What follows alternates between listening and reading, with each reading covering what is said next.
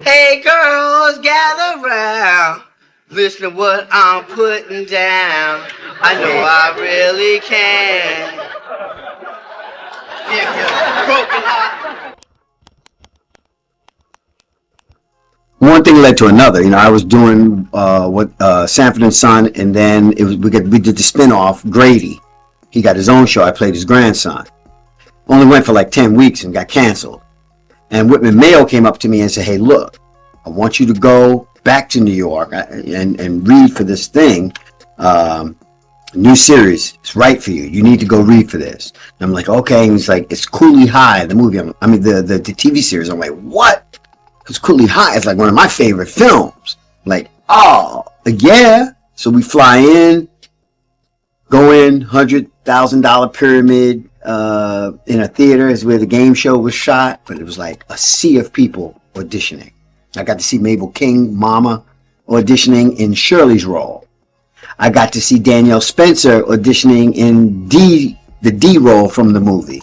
Then I got up to do the Pooter part, did my Pooter part. After I came back down, he went, "That was it, you got it. You fly back out this week." I'm like, yo, I just got home. Went back, and then we started reading for Grady, but of course with all the legality behind the name change. Eric Monty, the whole bit, the battles, without us knowing why, they said, we need to change the name of the show. What's hot? What's new? What's hip? What's happening? That's hip. They said, wow. We like that.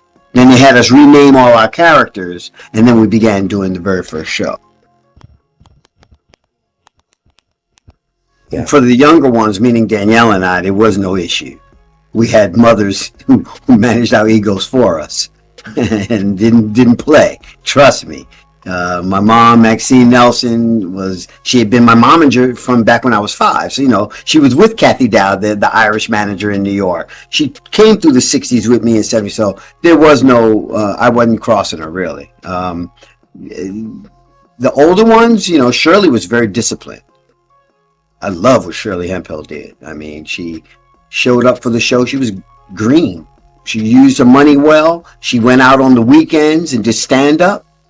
So she was tripling her income. And then coming in and then buying homes and hotels. Fred and Ernie, they were young, but not young. They were 20s, late 20s, and they partied. It's the 70s. They were part of that whole scene. Fred, not really so much at first. Ernie was living a lifestyle because he lived in Malibu. That was the party house. And that's all I have to say about that. The bloopers that none of us have seen yet, that if they ever release them, your life will be changed. Because she taunted us. We would tell jokes. And these jokes was not very funny, man. Especially me, she just waited for me to tell a joke, or Ernie. Ernest Thomas would tell a joke and they might not laugh, the audience. Now we rehearsed it with the laughter. We know it's supposed to be a laugh here, so you pause. And he would pause and it was like silence. And she would just sit there with her head down going, crickets. It's been a tough week, I'll tell you that much. That was a very tough text message I got from her mother. My wife and I were out of town traveling, bouncing around. We come back in, we get in the house, we just put the bags down, and I just happened to look at my phone and saw the text, and I threw my phone across the room.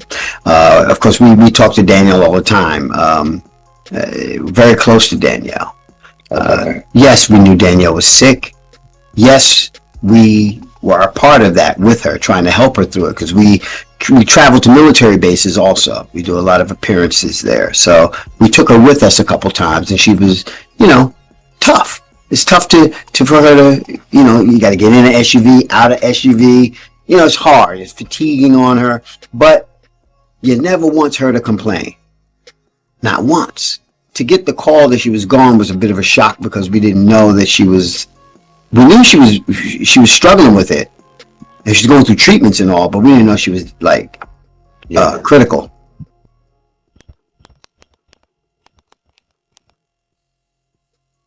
Yes, when it comes to Danielle, I have my thoughts about it because I think she was one of the funniest child stars out there.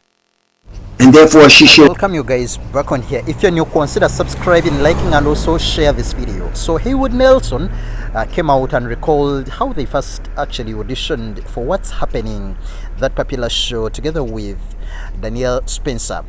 He said in this interview he held with Hype, and of course we are crediting them for the interview, describing the early days of the show and seeing Danielle Spencer audition for her role as D. He explained how the cast had to deal with name changes and legal battles before the show officially launched. Nelson also noted that while the young actors like himself and Danielle were kept grounded by their mothers, the older cast members lived more freely in the 70s, and of course they had to party. He shared lighthearted memories of Danielle teasing castmates during rehearsals, calling them crickets when a joke fell flat. We all know Nelson had a very close relationship with Danielle up to the time when she passed on, because immediately when she passed on, he actually came out and released a statement via his official Instagram saying that brilliance, it comes in many great forms, and we'll have them, and we'll all have this family. R.I.P. Danielle Spencer. D, our brilliant, loving, positive, pragmatic warrior without fail, has finally found her release from the clutches of this world and a body. We celebrate Danielle Spencer and her contributions as we regularly to inform her departure and transition from a long battle with health-related issues. We have lost a daughter, a sister, a family member, and of course, What's Happening cast member, a veterinarian, animal rights proponent, and a healer.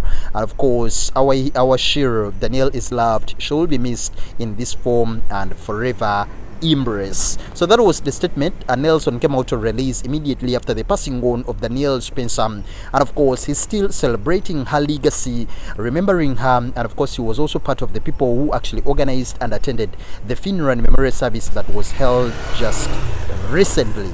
Rest in power, Queen. Rest in power,